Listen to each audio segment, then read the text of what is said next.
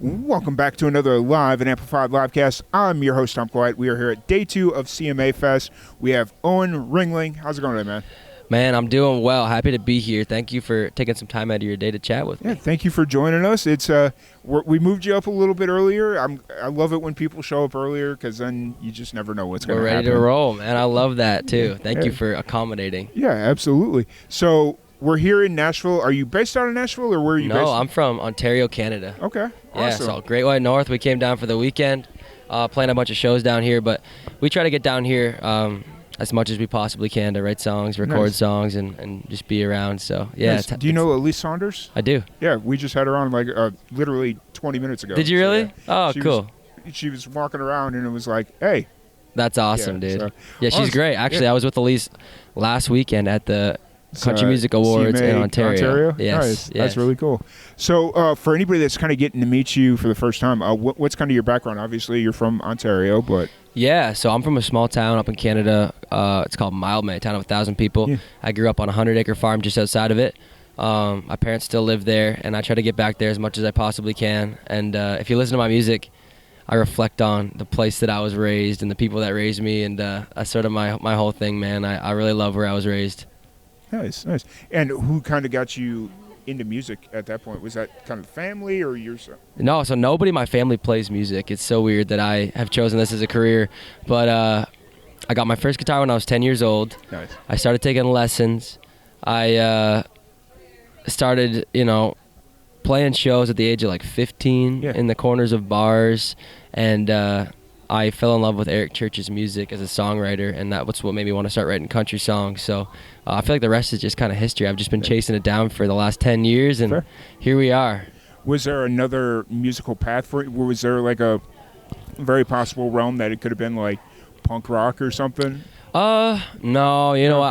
I grew up in the country, and country music has always kind of been what was playing on the radio at home. And my grandfather, he loved Willie Nelson and Merle Haggard, and I just remember some of my earliest memories listening to those guys. I feel like it was a no-brainer for me, but I do, I draw influence from a bunch of different genres, but I think country is really home for me. Fair. Yeah. It feels comfortable for you? It does, yeah. It's I love country music because you sing about real things in life, and it doesn't have to be fancy, it doesn't have to be glamorous. You can sing about fried chicken, and it really means something, you know what I mean? Yeah, I think there's an artist out there that made a whole thing about fried chicken. There might be. There might be somebody out there.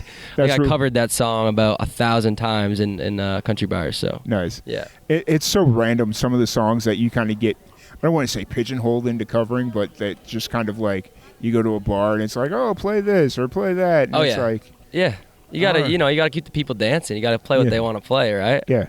Yeah. Absolutely. What's the? Have you ever been asked like any like real obscure covers? All the time. There's I don't know if they're obscure, but there's so many times where people, back in the day when we were playing those gigs, would come up and ask for songs, and I would feel so bad if I didn't know them. So bad. But we try to accommodate as best as we could.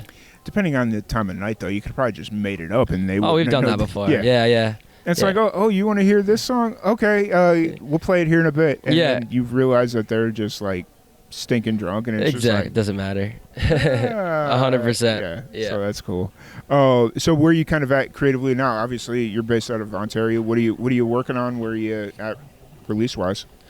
I just released an EP. It's called Bruce County. It came out 2 weeks ago. Mm-hmm. There's 4 songs on there, and some of my favorite music that I have recorded is on that EP. So stoked to have it out finally. We've been playing a lot of the songs all year, and now it's cool. The last 2 weeks seeing people singing them when we're playing shows has been a dream come true. That's really cool. Is that kind of a normal practice for you where you'll play the songs out and then kind of start either record them or release them? Yeah, so we've had these songs recorded for a while, and we've just been playing them, just testing the waters a little bit, seeing if people react, and they're so much fun for the live show. So. Gotcha. But they were already recorded, so you weren't like trying to figure out, oh, hey, maybe this song needs to slow down a little bit. You were pretty confident in what the song was. These ones specifically, that wasn't the case, but we have done that many times in the past. It's like work it out as a band on stage and see how it works and then take it to the studio. Yeah.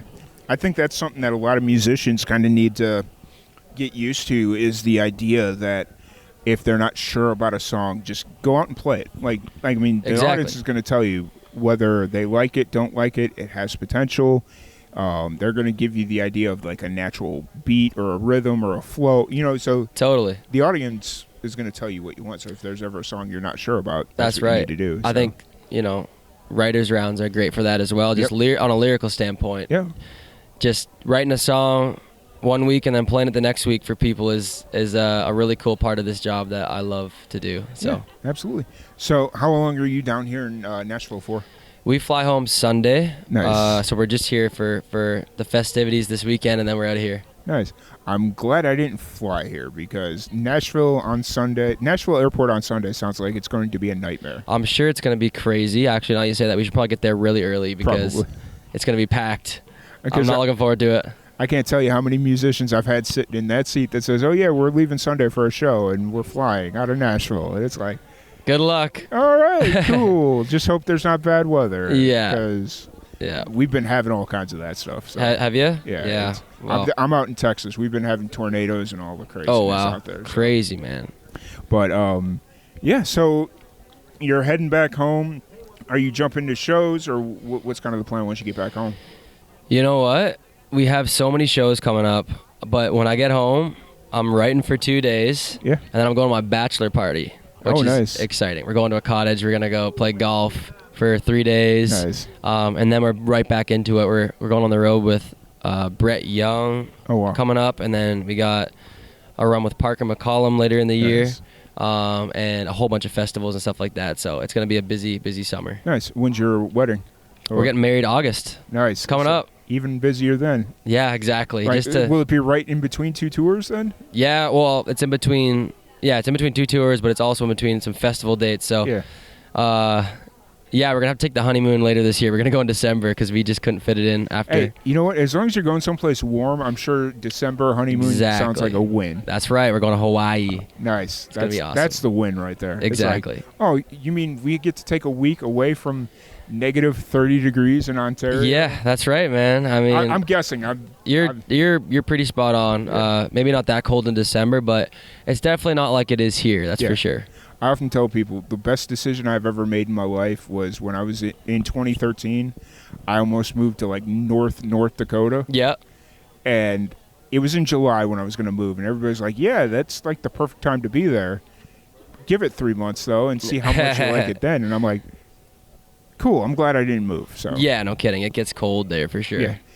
My buddy, or my cousin's stepdad was like, did you buy steel-toed boots? Yeah.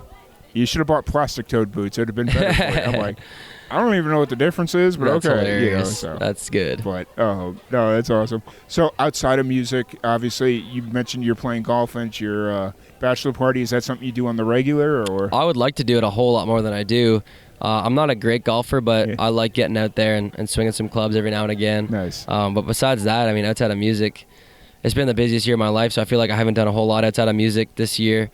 But, I mean, we got a dog at home, and we like to hang out with him. And when we're not on the road, I like to be at home. Nice. Yeah. You got any, on these upcoming tours, you got any Texas dates, or is it all like You know what? We don't have any Texas dates, but we're kind of bouncing all around. We're down in Vegas and Arizona and South Carolina and Oh, you're kind of all over the place. We're everywhere. Yeah. I have to look at the calendar. I'm really bad at remembering what we're doing, but that's fair. Yeah. I want to get a show in Texas though. Hey, the fact that you remember like what day it is very impressive right now, because I literally thought it was Thursday. So yeah. Well, it's tough, man. How long have you been here? You've been here? I've been here since Wednesday. So okay. Yeah. Well, the days will just keep running into each other. Well, and it also doesn't help when I'm that guy that tomorrow, after doing a day full of podcasts, I'm going to jump in the car and drive back to Texas. Oh, my gosh. How far of a drive is that? About 12 hours. Okay, so it's like the same from Canada. Yeah. We're flying, luckily, but we've done the drive from Toronto area many times. It's about 12 hours. Like, once you include stops, you're probably looking at like 13 probably. Yeah, for sure. Yeah. I need to get up to Canada. The only time I went to Canada was Windsor when I was 13 years old. Oh, really? Yeah. That's not too far from where we're from. My dad worked in Detroit, and he thought it'd be cool to have lunch in Canada. There you go, man. Well, you should come up sometime. For sure. I don't know if Windsor's like an accurate representation, but I mean, I don't get to Windsor a whole lot, so I don't even really know what it's all about. Fair.